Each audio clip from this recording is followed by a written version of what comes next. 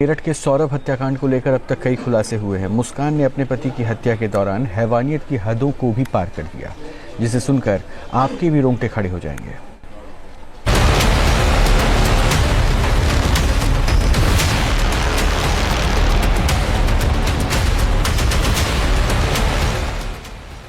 प्यार, धोखा और कत्ल के पीछे मुस्कान की खौफनाक और फुल प्रूफ प्लानिंग। मुस्कान को मिला साहिल का साथ, कत्ल किया, फिर सौरभ के सिर और हाथ के साथ गुजारी रात। 3 मार्च की रात क्या क्या हुआ, सौरभ के साथ दरिंदगी की पूरी कहानी।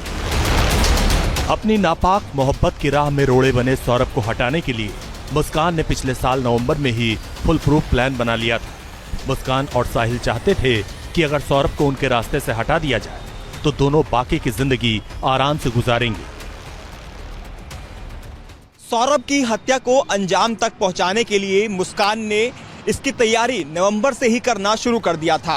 दरअसल मुस्कान ने अपने कुछ दोस्तों से पूछा कि पूजा की सामग्री को कहां पर दबाया जाता है। इसके साथ ही मुस्कान ने अपने कुछ और दोस्तों से ये भी पूछा कि जानवर के मरने के बाद उसे कहां पर दबाया जाता है। सौरभ लंदन की एक बेकरी में काम करता था। सौरभ को अपना पासपोर्ट रिन्यू कराना था। 28 फरवरी को बेटी का बर्थडे भी था। सौरभ 24 फरवरी को मेरठ पहुंचा था। मुस्कान ने इसे एक मौके की तरह देखा और सौरभ की हत्या की प्लानिंग पर फिर से काम करना शुरू कर दिया। सबसे पहले उसने गूगल पर सर्च किया कि नींद के लिए कौन सी दवा सबसे ज्यादा कारगर होती है। फिर सौरभ को ठिकाने लगाने के लिए उसी की ही मदद ली। मुस्कान ने सौरभ को बोला कि उसे एंजाइटी। फिर सौरभ को लेकर मुस्कान डॉक्टर के पास पहुंची। डॉक्टर से झूठ बोलकर उसने पर्ची लिखवा ली। फिर खुद ही पर्ची पर नींद की गोलियां लिख दी। इतना सब कुछ करने के बाद मुस्कान अपने प्रेमी साहिल को साथ लेकर खैर नगर पहुंची, जहां एक मेडिकल दुकान से नींद की गोलियां खरीदी। घर लौटने के बाद मुस्कान ने मर्डर वेपन खरीदने की प्लानिंग शुरू कर दी। इसमें उसने अपने प्रेमी साहिल को भी शामिल किया। मुस्कान और साहिल शारदा रोड पहुंचे। एक चिकन दुकान से 800 रुपए के 2 चाकू खरीदे। मुस्कान ने 300 रुपए में एक उस्तरा भी खरीदा। शारदा रोड की ही एक दुकान से पॉली बैग खरीदे गए। 10 किलो ब्लीचिंग पाउडर भी एक दुकान से खरीदे। मुस्कान को इंतजार था उस मौके का जब वो घर में अकेले रहे। 25 फरवरी की रात मुस्कान ने सौरभ की हत्या करने की पहली कोशिश की। उसने शराब में नींद की गोलियां मिला दी, लेकिन सौरभ ने तबीयत खराब होने की बात कहकर शराब नहीं पी और वो बच गया। 3 मार्च 2025 को सौरभ अपनी मां के हाथ के बने हुए लौकी के कोफ्ते लेकर अपने घर पहुंचा और मुस्कान को गर्म करने के लिए दे दिए। इस बात का फायदा उठाते हुए मुस्कान ने जब कोफ्तों को गर्म किया तो उसी में नशीली गोलियां मिला दी, जिसके बाद डिनर करने के दौरान सौरभ खाना खाकर बेसुध हो गया। जिसके बाद मुस्कान ने साहिल को फोन कर घर पर बुला लिया। साहिल जब मुस्कान के घर पहुंचा तो सौरभ बेहोशी की हालत में था। वो किचन में गया, वहां से 2 चाकू उठाकर लाया, जिसे मुस्कान ने चिकन की दुकान से खरीदा था। साहिल ने मुस्कान से कहा, सौरभ को अब तुम्हें ही खत्म करना होगा। सौरभ का वध तुम ही करोगी, मैं नहीं। ये एक अच्छा काम है और एक नई जिंदगी की शुरुआत है। ये काम तुम्हारे ही हाथों से होना चाहिए। साहिल का इतना कहना था और मुस्कान तैयार हो गई। इसके बाद साहिल ने मुस्कान को बताया कि चाकू कैसे पकड़ना है, उससे कैसे सौरभ के शरीर पर वार करना है। करीब 20 मिनट तक पूरी तैयारी के बाद दोनों बेडरूम में पहुंचे, जहां सौरभ बेहोशी की हालत में सोया हुआ था। बेड के पास ही बैठकर साहिल और मुस्कान नशे की हालत में आते ही मुस्कान ने चाकू से वार करना शुरू कर दिया। मुस्कान ने पहला वार सौरभ के दिल के पास किया। मुस्कान के चाकू वाले हाथ पर साहिल ने अपना हाथ रखा। फिर दोनों ने मिलकर ताबड़तोड़ वार करने शुरू कर दिए। बेहोश होने की वजह से सौरभ चीख भी नहीं पाया। जब दोनों को लगा कि सौरभ की मौत हो चुकी है, तब मुस्कान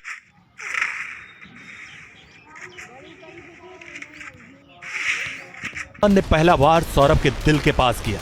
मुस्कान के चाकू वाले हाथ पर साहिल ने अपना हाथ रखा। फिर दोनों ने मिलकर ताबड़तोड़ वार करने शुरू कर दिए। बेहोश होने की वजह से सौरभ चीख भी नहीं पाया।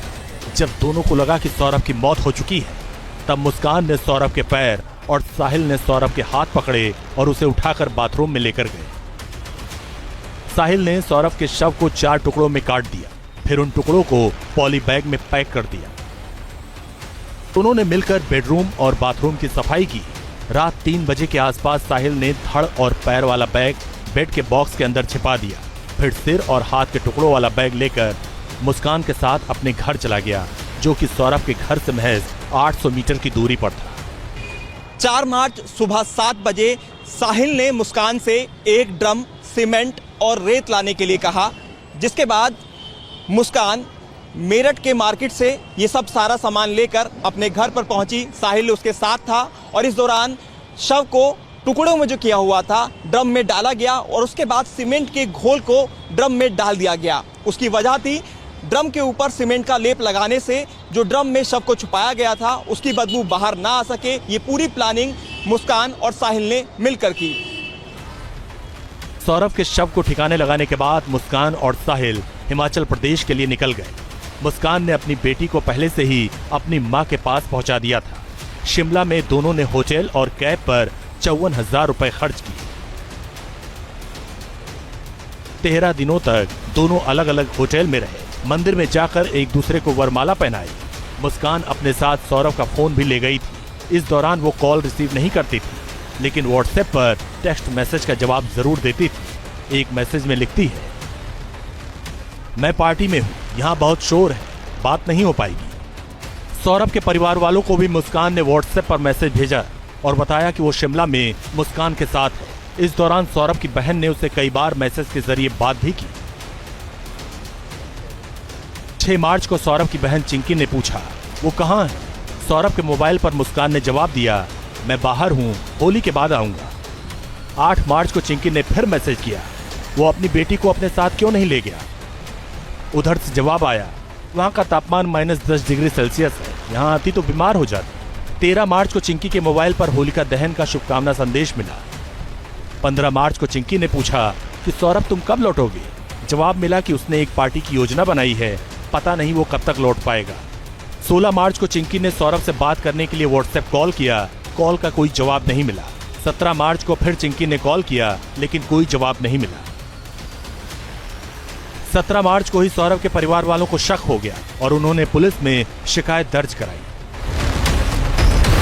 उधर 17 मार्च को ही मुस्कान और साहिल मेरठ लौट आए। अगले दिन मुस्कान अपनी मां के घर पहुंच गई। मुस्कान की मां ने पूछा कि सौरभ कहां है। इस पर मुस्कान ने बताया कि सौरभ को उसके घर वालों ने मार दिया, लेकिन मुस्कान की मां को अपनी बेटी पर शक हुआ। उन्होंने सख्ती से पूछताछ की तो मुस्कान ने सारा सच उगल दिया। इसके बाद मुस्कान ने इसकी जानकारी अपने पिता को दी। पिता ने ये जानकारी ब्रह्मपुरी थाने की पुलिस को दी। 18 मार्च को पुलिस ने मुस्कान और साहिल को गिरफ्तार कर लिया और उनकी निशानदेही पर ड्रम से शव के टुकड़े को बरामद कर लिया। मेरठ से हिमांशु शर्मा के साथ team news nation. News nation अब व्हाट्सएप पर खबरों की ताजा अपडेट के लिए न्यूज नेशन के इस QR कोड को स्कैन करें।